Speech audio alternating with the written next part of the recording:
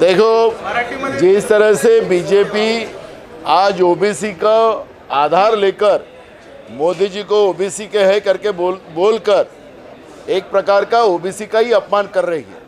वो ओबीसी के नहीं है। खुद राहुल गांधी जी ने जो अभी सेंसस देश का चल रहा है उसमें मांग की है कि ओबीसी की जाति यहाँ जनगणना होना चाहिए।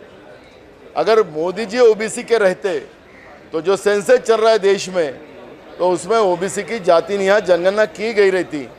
और इसलिए ये प्रमाण है कि नरेंद्र मोदी ओबीसी के नहीं है। ओबीसी का आधार लेकर जनता से वोट लेकर देश की तिजोरी लूटने का काम जो चालू है, जीएसटी जैसा सुल्तानी आर्थिक धोरण लाकर देश के गरीब लोगों को लूटकर, मध्यम वर्गीयों को लूटकर अपने मुट्ठी भर मित्रों को देने का काम जो कर रहे हैं।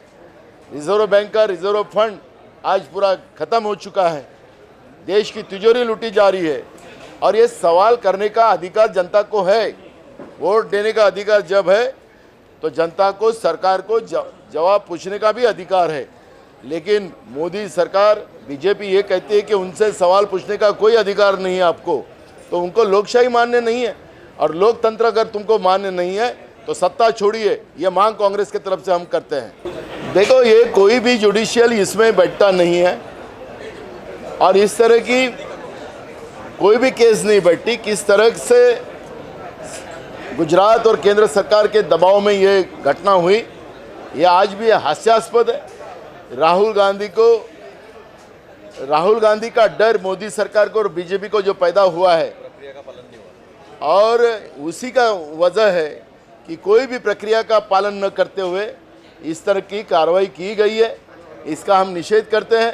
पूरे देश में आपने देखा होगा, कल महाराष्ट्र में पूरे शहरों में, ब्लॉक में आंदोलन हुए और इस तरह की विदाउट प्रक्रिया का ये कार्रवाई न होते हुए राहुल गांधी जी के ऊपर कार्रवाई जो हुई है उसका पूरे देश में विरोध हो रहा है।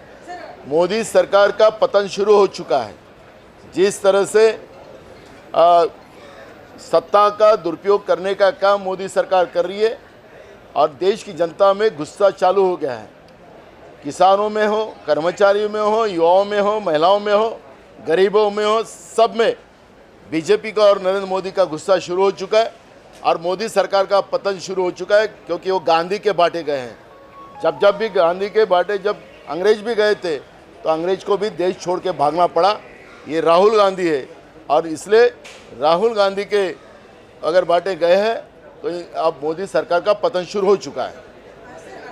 देखो, बीजेपी से जनता की कोई उम्मीदें नहीं रही है। ये जुमले सरकार है और ये जुमलेबाज सरकार से अब कोई लोगों की अपेक्षा नहीं रही है। किसानों के लिए नहीं रही है, ना महंगाई के बारे में रही है, ना युवाओं के बारे में रही है, ना गरीबों को। सभी को जुमला देकर गुमराह करने का, सत्ता लेने का और सत्ता से पैसा कमाने का, यही बीजेपी का काम है और वही आपको देश के और राज्य के बजट में वही देखने को मिलता है। देखिए, आज जो राहुल गांधी के खिलाफ जो लोकसभा में कार्रवाई हुई है उसका मैं पूरी पुरजोर तरीके से निंदा करता हूं।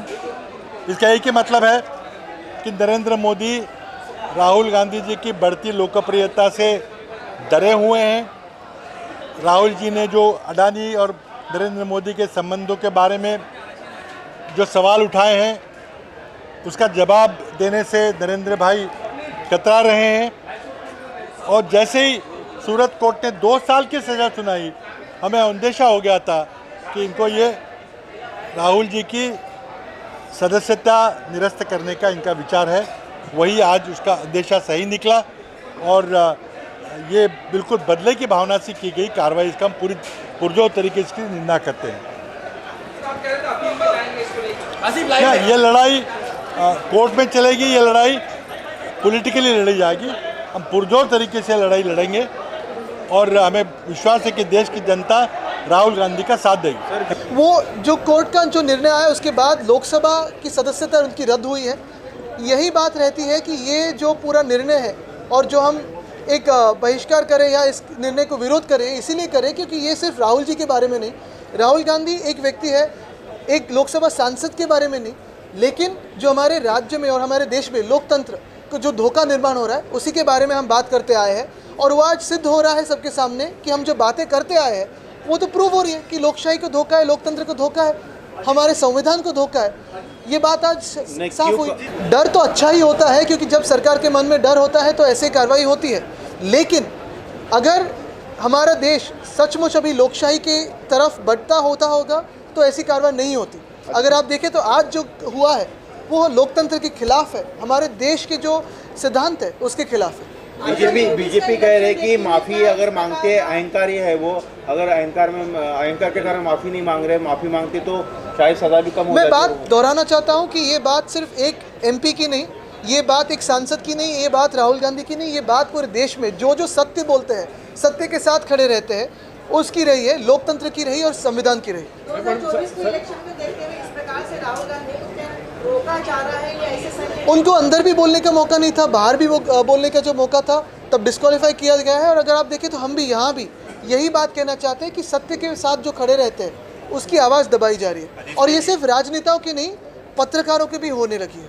आदित्य जी, कांग्रेस इसको लेकर रास्ते पर उतरेगी, क्या शिवसेना भी शामिल होगी? सबसे अहम बात यही रहती है, जैसे मैंने कहा कि कांग्रेस हो, राष्ट्रवादी कांग्रेस हो, हम हो, महाविकास आघाड़ी यहाँ है, लेकिन पूरे देश में जो भी व्यक्ति सत्य के साथ खड़ा रहना चाहता है, सत्य के लिए लड़ना चाहता है, ये सब के लिए बात समझना ज़रूरी है कि आज हमारे देश में लोकतंत्र और संविधान को धोखा निर्माण हुआ है, सत्यमेव जयते को धोखा निर्माण हो रहा है। और इसी के लिए मुझे लगता है सभी ने लड़ना ज़रूरी है। आदित्य, राहुल गांधी पे जो क्रिमिनल डिफेमेशन केस था, नॉट अ सिविल वाला, उस पर पहले ये था कि कोई भी अगर उनको सजा होती है तो उनकी संस्था पे खतरा था।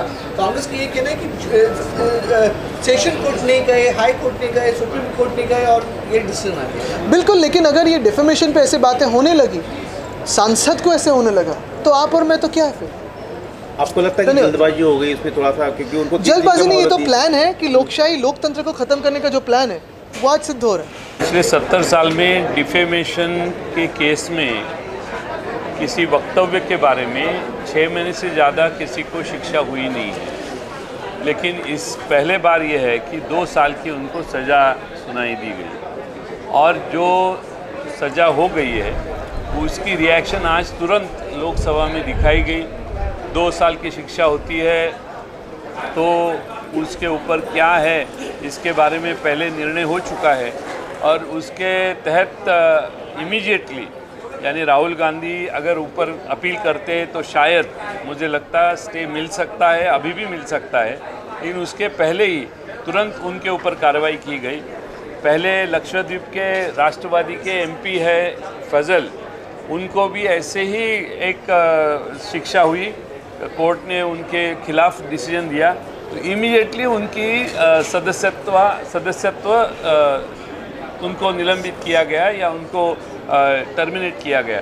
उसके बाद में कोर्ट ने उनकी बाजू सुनने के बाद उनके जैसा निर्णय दिया, उनको राहत दी, उनको मदद की, और उसके बाद में फिर उनको रिस्टोर किया गया। मुझे लगता है कि आज राहुल गांधी जैसे नेता के खिलाफ ऐसा करना गलत था। उनको कोर्ट में जाने की मोहलत मिलनी चाहिए थी। कोर्ट में जाते तो मुझे पूरा यकीन है कि इस ऑर्डर को स्टे मिल ही जाता, लेकिन उसके पहले ही लोकसभा के यंत्रणा ने उनको उनकी खासदार की एमपीशिप बंद कर दी। हाँ, तो ऐसे ही है मुझे लगता है, क्योंकि जानबूझ के ही किया होगा, क्योंकि कल डिसीजन है और इमीडिएटली आज एक्शन हो गया।